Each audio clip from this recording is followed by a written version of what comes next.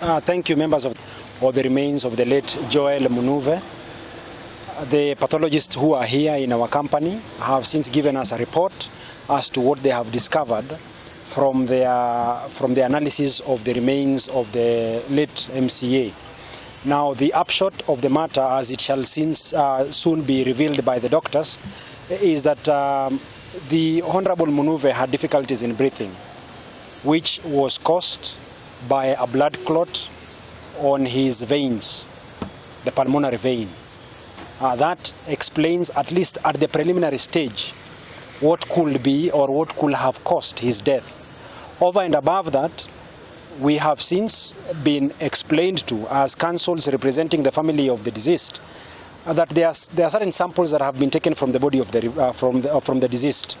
These remains, these samples which have been taken, are going to be subjected to further scientific tests. These scientific tests are going to explain to us, to eliminate any form of doubt that might be in the mind of the public, the mind of the family, or the mind of any person who is interested in this matter, so that we can conclusively, in the fullness of time, say what might have caused or what indeed has caused or caused the death of the late Honorable Mr. Joel Kimanzi Munuve. That should be all from me for now, but I hope and trust that the people of Kariobangi North Ward are going to be gallant, are going to be strong at this trying time. They are going to maintain peace and tranquility within the ward, so that we do not end up reacting to a situation, yet the doctors are still discovering or in the process of discovering what really led to the death of our brother, our friend, and our client, Mr. Joel Kimanzi Munuve. Thank you. Thank you. The County Assembly. Condolences and the condolences of the County Assembly, the leadership itself, to the family of Mheshimiwa, to the people of his constituency, and more importantly, also to Kenyans at large. I was part of the team here, and Mr. Ashioya is here, and Mr. Kokebe. They were also lawyers who witnessed this particular process. Indeed, the County Assembly was represented also by honorable councillors, and that is MCAs, led by Mr. Alai, who I will refer. He'll also get his time to talk. And they have come here in solidarity. One thing that is clear, and that every person should know, is that we owe a duty not only to the departed soul, but also his immediate family, to ensure that we responsibly deal with such issues today and in future. The pathologists who have partaken this process, by number 5, have all unanimously agreed on the cause of death. And they have systematically gone through this process in the presence of all of us and even the immediate family. And one thing is clear, that the cause of death, there is no issue about the cause of death. There are other procedural aspects which will be dealt with, which is normal. But one thing that is clear, the family is owed closure, and we have an established cause of death. Right now, I think the family will embark on giving him his final respects and rights. I believe everyone of good heart will support that, and we owe it also to the people here represented of Kariobangi North to also understand that at least today they will go to sleep knowing that this happened. But more importantly, even for us, we have had some lessons that indeed you can have a blood clot and you don't know. There might have been questions as to why the initial hospital did not establish this issue. But that is a forum that I think my learned brother, Mr. Omari, and the family will pursue. But it is something that, according to what we have had, it is something that would have been managed. But we will want to leave it at that. Thank you so much, members of the press. Thank you, Dr. Johansen and your team. Thank you, the family, for the cooperation. Thank you. The deceased was done by the able team of doctors, and it is most importantly is that we get closure. That is what we are looking for, so that our brother can rest in peace, and may God bless the family. Thank you. My name is Honorable Eutychus Mukiri Muriuki, Kahawa Ward MCA. Thank you. Mr. Lai. A pathologist, asanteni sana for the work you have done here. I think it's a lesson to all of us. We cannot bring him to life. We can seek to get closure over this matter. I hope that it brings peace to all of us, especially the political family, where there's a bit of a turmoil on who really killed him or what really killed him. So I trust the word of the doctors. We have done a number of cases with the doctors here, the team of doctors here. The DCI director sent the most senior team from the homicide department, from the homicide unit to this case. So we trust the process led by the government pathologist, Dr. Oduor, to ensure that nothing is left to chance. But this is a very big lesson to us, that our friend had something which was hurting him or which was killing him slowly and he was not aware. So it came from a variety of avenues. Might have been an injury, might have been the lifestyle he was leading, which is probably the sedentary lifestyle which he might have been living. So not moving a lot can bring a clot, like the doctors will explain. An injury, an injury earlier in life might have been there. So asanteni sana, me here is just to thank everybody, the members of the press who have been patient here. Asanteni sana for this, and we trust and we hope that this brings closure to the political family and the biological family and all of us, so that at least we can move in from here. We go and give him the last send-off. Asanteni sana. Thank you. Let me have the team of the... Now, this is the team of the doctors who did the job of the cause of death. Then I will finally give the final remarks on behalf of the family. Late Honorable Munuve, who died suddenly and under mysterious circumstances which needed to be clarified. And with me, we had several pathologists who represented many different interests. We have Dr. Tandi here on the left. Dr. Tandi was coming here on behalf of the County Assembly. We have Dr. Maturi on my right side. Dr. Maturi is my senior also, and he came here to represent the family. We have Dr. Nyachae, who came here to represent the governor of Nairobi. We have Dr. Mwangi. Dr. Mwangi came here as a representative of Mr. Babu Owino. Then we have Dr. Kimondo. Dr. Kimondo is a pathologist who came here to represent AR, where he died. So when you had a look at the body of the late Honorable, from external examination, we saw that he had what is called cyanosis. Cyanosis is a darkening of the lips and the fingernails. And this is seen in people who, for some reason, are not getting enough oxygen into the body. So it's clear that by the time he died, there was not much oxygen getting to the body. So we tried to investigate why is it that this person was not getting enough oxygen in the body. So we opened up the body. The main finding were in the lungs. There's a blood vessel called pulmonary artery. This is a blood vessel which blood passes from the heart to the lungs to get oxygen. We saw a very big blood clot there, which was even tightly adherent to the blood vessel. And this is what's called pulmonary embolism, and it can cause sudden death. So we tried finding out where this blood clot was coming from. We surveyed the whole body, and upon looking at the blood vessel also in the lower limb on the left, called popliteal vein, we saw a blood clot there at the left popliteal vein. So it's very clear that this blood clot came from the popliteal vein, which progressively went to the area in the lung. Then, of course, I was told that there were some symptoms that he was exhibiting, which included dyspnea on exertion, which is getting tired easily. There's also chest pains and difficulty breathing. So this caused those symptoms, subsequently leading to his sudden death. So it's very clear that what caused his death was what is called pulmonary thromboembolism, caused by a left popliteal vein, deep vein thrombosis. You can Google that. But being that it's a very political, high-profile death, and there are so many questions which are there, we decided to take some samples for just to clear any doubt about his cause of death. So there are samples that we've taken for analysis. We've taken samples of what is called histology. Histology is analysis of samples in the microscope. Remember, we've seen some clots. We've taken them. We want to date them to find out how long they've been there. We saw what is called an infarct. On the left lung, there was an area which had darkened. And this is caused by blockage of a blood vessel.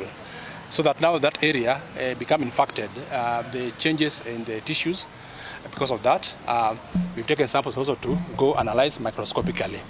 Further to that, we've also taken samples for what is called toxicological analysis. There are some issues which came out that maybe it was poison and things like that. Though we are not in doubt of the cause of death, just to clear everything, we take samples for what is called toxicological analysis, and they'll be taken into sets. If the family also has taken theirs for private analysis, and the police also have theirs for analysis of the government analysis.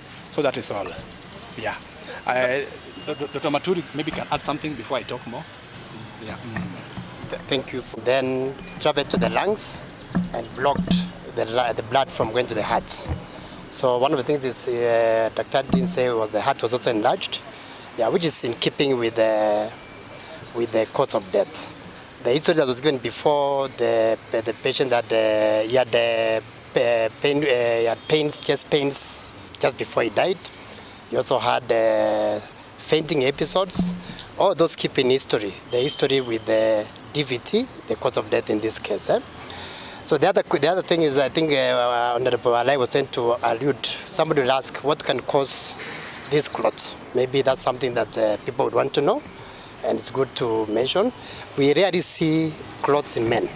Men don't have DVT. Women generally, because of their gynecological issues, they have DVT. DVT is deep venous thrombosis. It's a clot forming on the legs because of poor blood circulation from down going upwards. So we see that, we rarely see it in men, but as we have seen over the past few years, we are seeing more cases. So some of the cases is, as I said, sedentary sitting, when you sit for long periods. If you fly for long flights, we had this, the late had flown to Germany, back to Zimbabwe. So if you fly long flights, that can also cause that. And also any infection. We've had the post-COVID, after COVID events, we've had a lot of people dying from clots. So this could be, we had that he had a viral infection 2 weeks before. So those are the things we are thinking and tying up to the cause of what we found at the postmortem. So that's all I want to say. Thank you. Critical to it is that some samples in form of the stomach liquids that were found in the stomach were taken. Some organ parts were taken. Some viral swabs were taken for further analysis. The doctors representing the government have one bunch of samples. The doctors representing the family have one sample of the document of what they are going to analyze. We will be awaiting the final outcome. Then once I get the final outcome, definitely,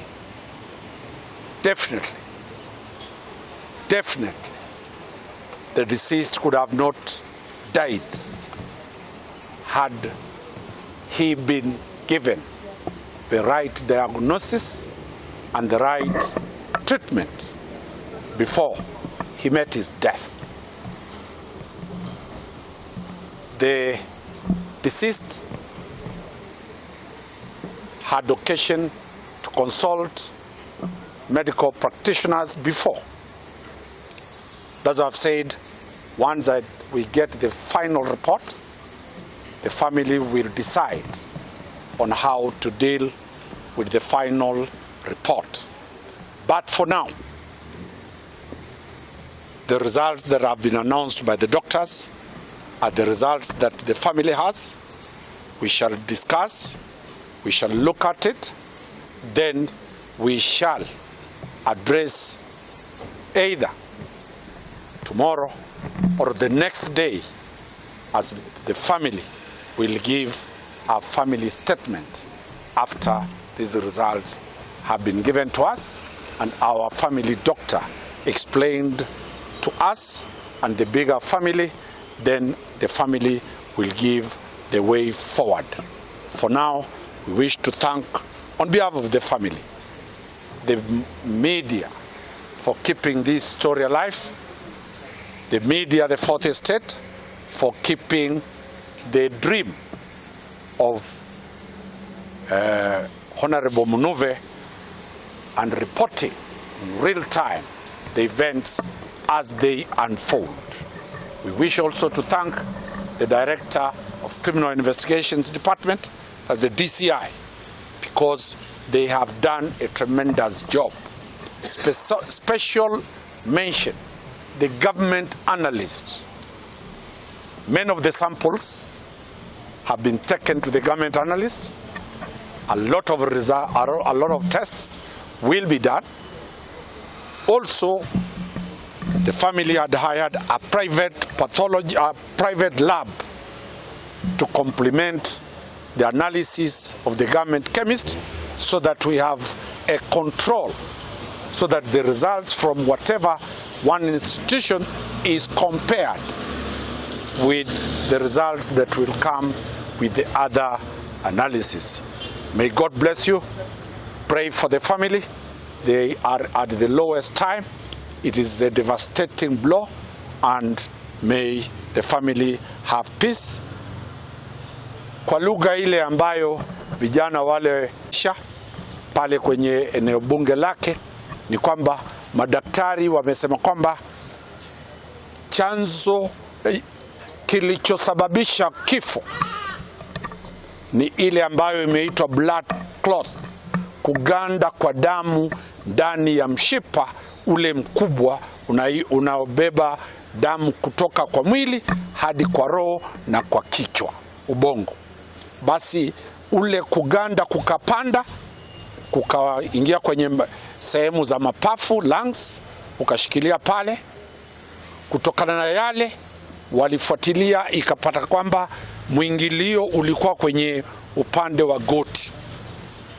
Swala ambalo halijadhihirika ni chanzo chake, na ndiposa samples zimechukuliwa ziende kufanyiwa utafiti ili kuweza kubaini chanzo cha kule kuganda. Pili, imebainika wazi kwamba kulikuwa na ishara za yeye kuwa mgonjwa, na aliweza kuenda mbele na kufika katika hospitali fulani. Basi tutapata uamuzi. Familia imeniambia kwamba itapeana taarifa kamili baada ya kuarifiwa, pamoja na daktari wao na wakili wao na familia kubwa. Tutaweza kueleza njia za kwenda mbele. Tunashukuru vyombo vya habari kwa yale ambayo mumetekeleza. Tunashukuru ndugu zake waliokuwa bungeni, ma MCAs, na tunashukuru wote walioshirikiana. Asanteni. Thank you very much. Sali. A timeline. Then I've realized that timeline is not what I said. The reason is because I'm not the one in control of that process. Yeah. Once you give samples to officer, they take to the analyst, who analyze and give us back the result, which we analyze.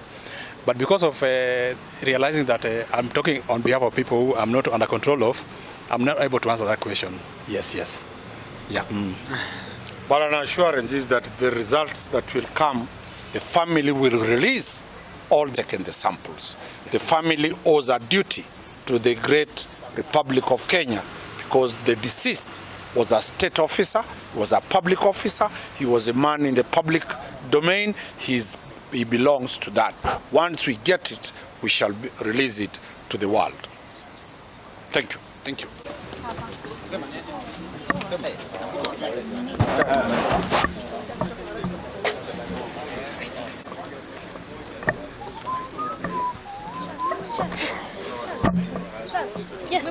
Yes. Thank you.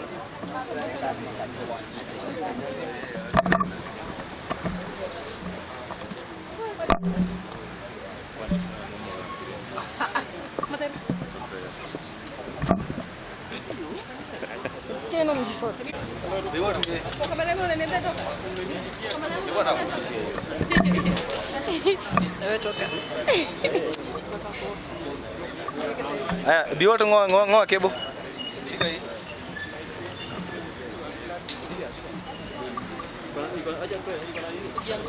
Splitter.